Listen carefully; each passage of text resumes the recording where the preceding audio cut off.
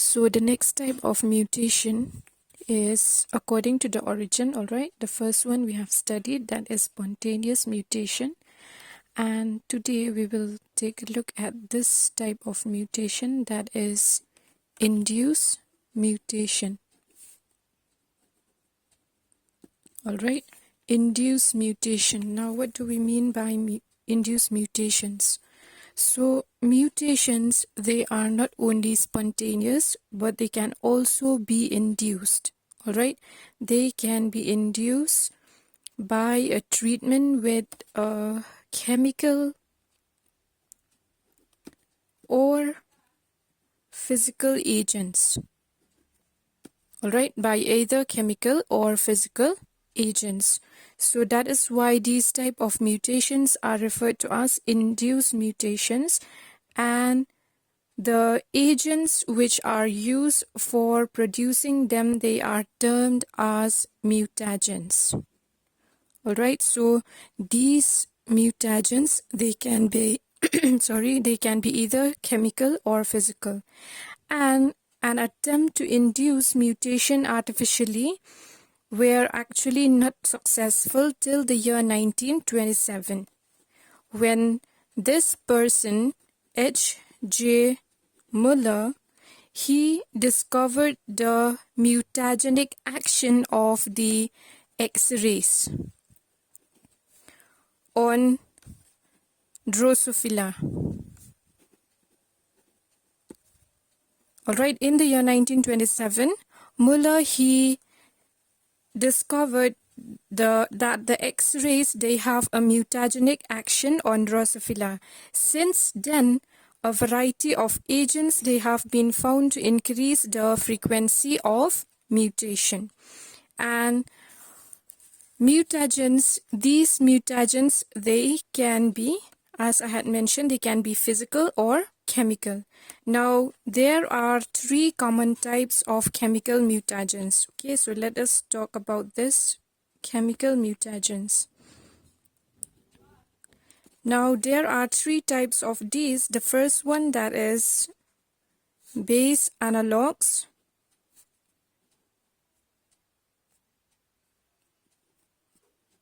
Then we have the DNA modifying agents.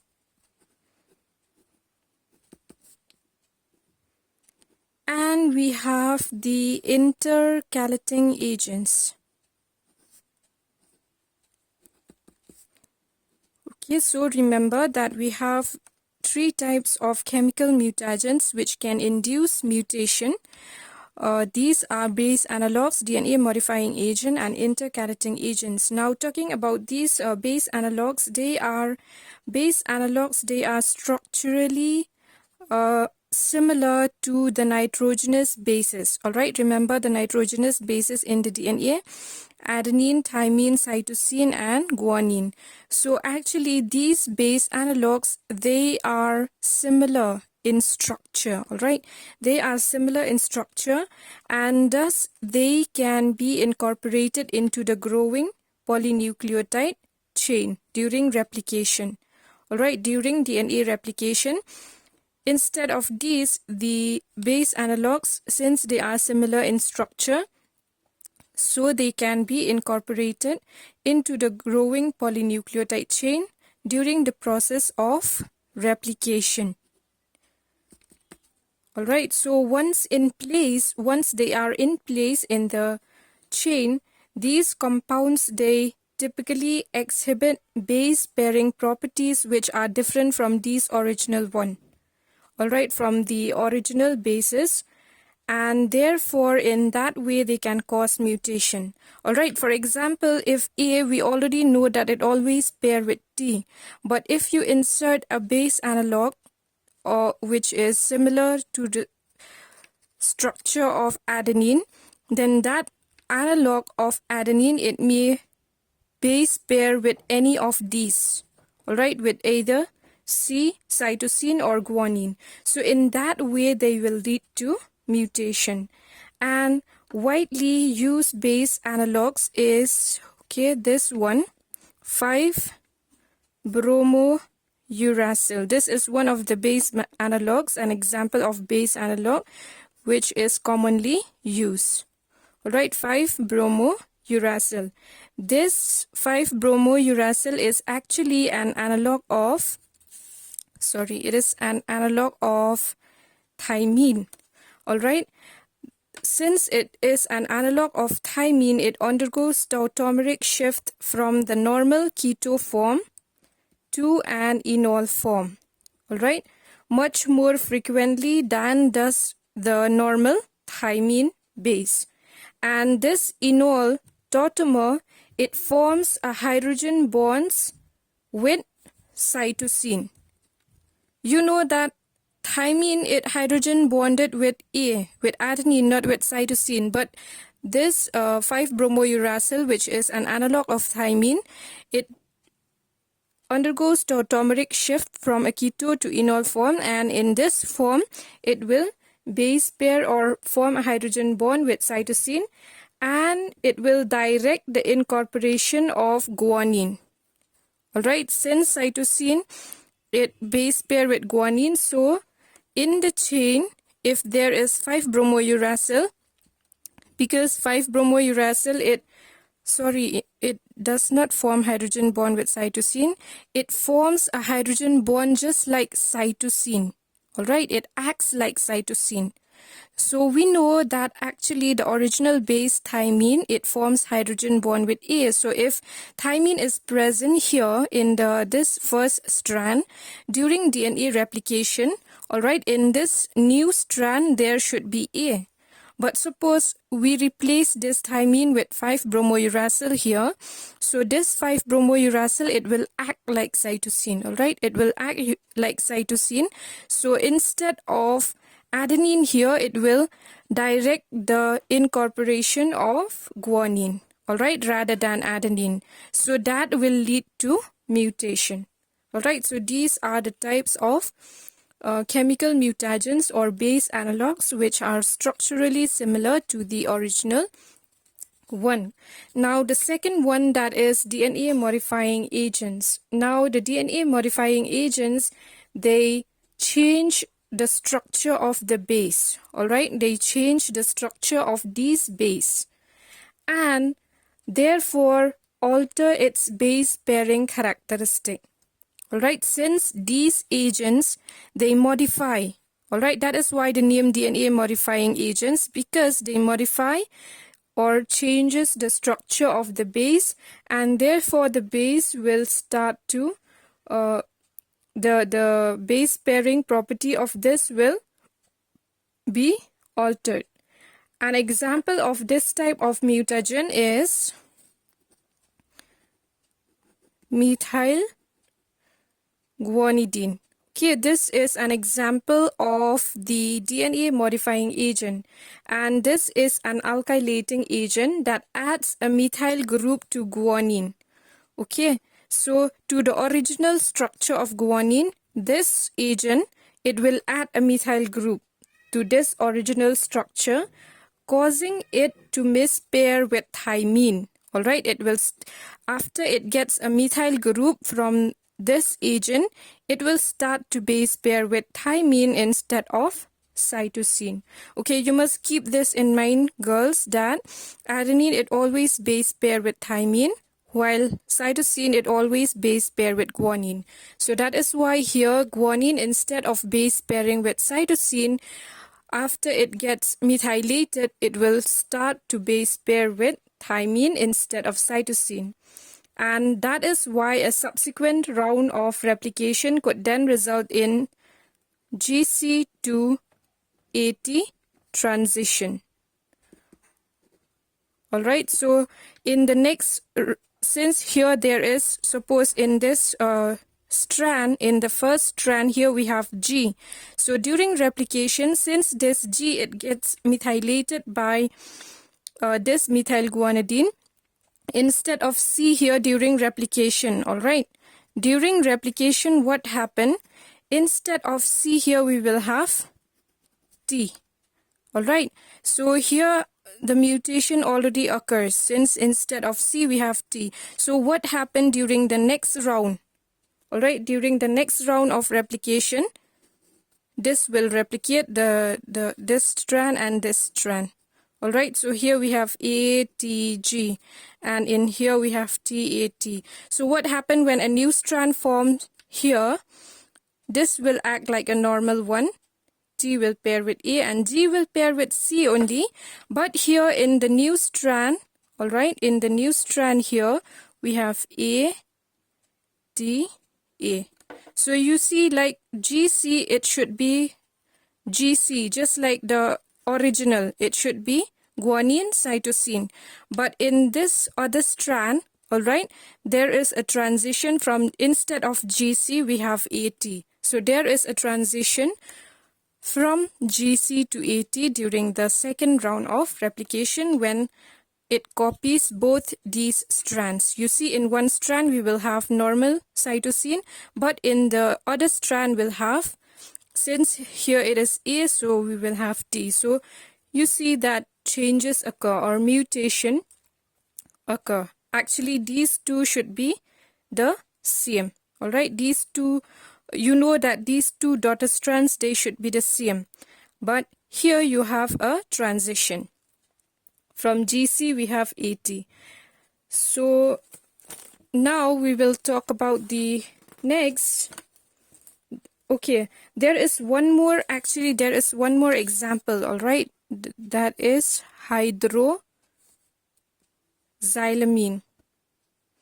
Hydroxylamine, this is another example of DNA modifying agent, and this hydroxylamine, it hydroxylates the carbon 4 nitrogen, all right, the nitrogen in the carbon 4 of cytosine, all right, causing it to base pair with thymine. So same thing will happen here. Suppose cytosine is present, all right, suppose cytosine is present, but now this chemical or DNA modifying agent, it enters the cell, it will hydroxylate cytosine, all right, causing it to base pair with thymine here instead of guanine. We should have guanine here, but we have thymine. So same thing will happen in the next round of replication if the cell copies this first strand cytosine. So in the second round of replication, we will have here guanine as normal cell, but here, since thymine is there, all right, so the newly formed strand here, it will have A. So there is a transition from CG to AT. So similarly, like in the case of methyl guanidine, so these are some of the examples of DNA modifying agent. Now let us talk about the third one, that is the intercalating agents. Alright, so the intercalating agent here, these agents, they actually distort the DNA. Alright, suppose this is the DNA molecule. You know that in a DNA, if you remember, the bases, they are stacked together. Alright, they are stacked. Suppose this is A, it will base pair with T in the other strand like this, and so on. C with G, then T with A, like that. So they are stacked upon each other. So what happened? These intercalating agents, they will insert, okay, they distort the DNA to induce a single nucleotide pairs. To induce single nucleotide pairs, either insertions and deletions. Now these mutagens, the structure of these mutagens, they are planar in structure. All right. So what happened? These intercalating agents, they will insert themselves in between these. They will insert themselves or intercalate between the stacked bases. All right, they will insert or intercalate in between these stacked bases, which will lead to the formation of mutation. Alright, possibly through the formation of a loop. If these insert or intercalate themselves in between these stack bases, it will lead to the formation of a loop. Suppose this strand, it will lead to the formation of a loop here. So this will lead to mutation during replication. And these intercalating agents, they includes acridines, okay, chemical acridines such as proflavin and acridine orange. Alright, so these are the examples, the chemicals, okay, which can act as intercalating agents. Due to their planar structure, they will start to intercalate themselves in between these stack bases in the helix of a DNA molecule, thus leading to the formation of loop structures, which will eventually lead to mutation during replication. So the next type of these are all example of chemical mutagens. Now let us take a look at the physical mutagens.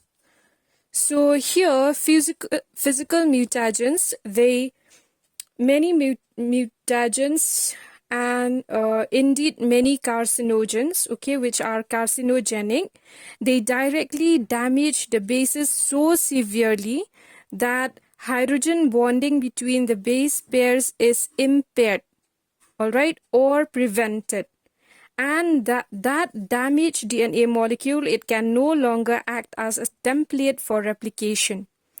All right, so you see these are more dangerous as compared to chemical mutagens. In chemical mutagens, you can see that replication will still occur, but it will lead to mutation. All right, there will be a change in the newly formed strand.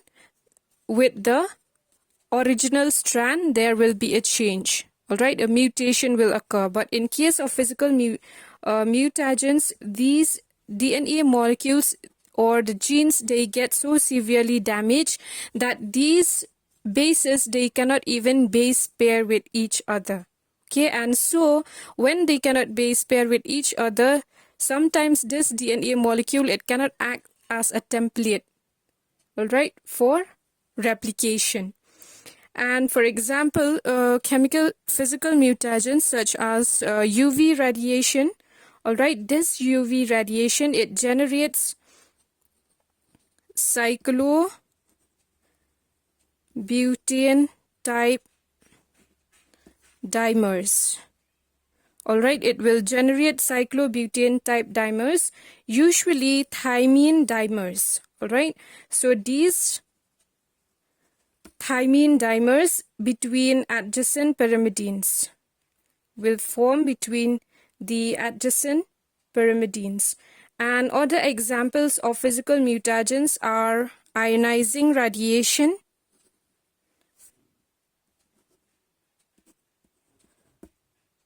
all right, ionizing radiation, and then we have the toxin from fungi.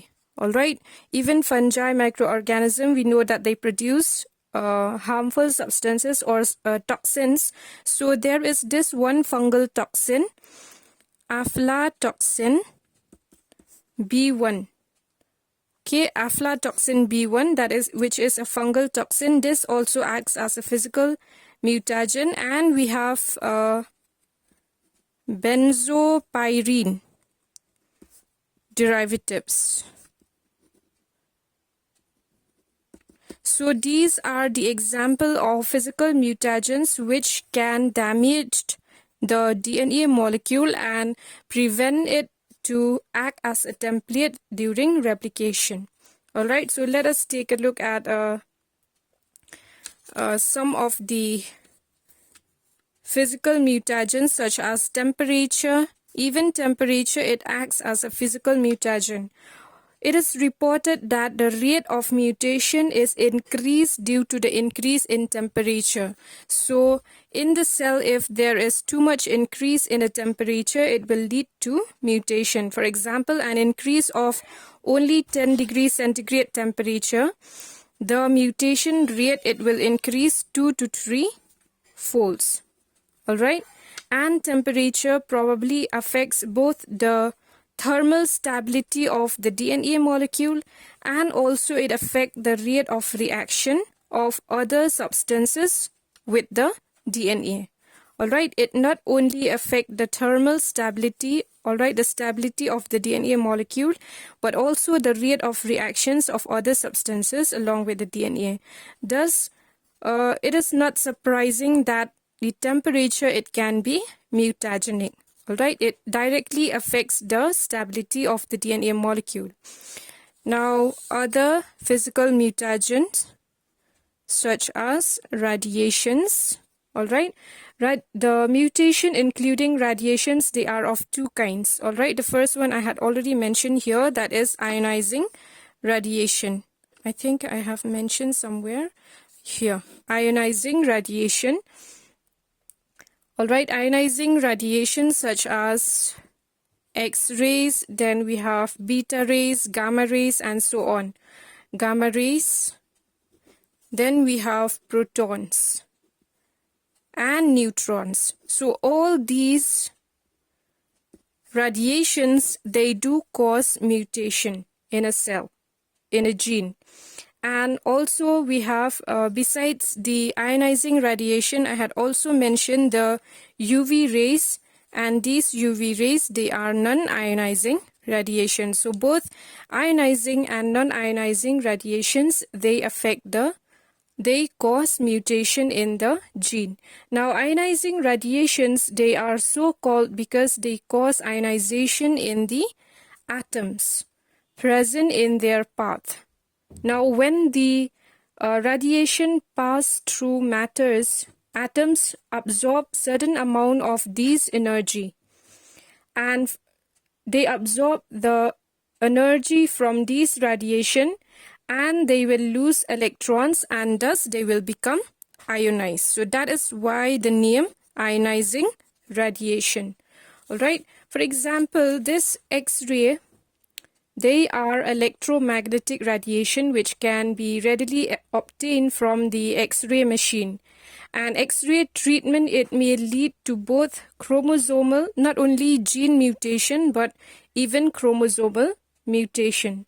And X-rays and other ionizing agents, they bring about mutations by breaking the phosphodiester bond.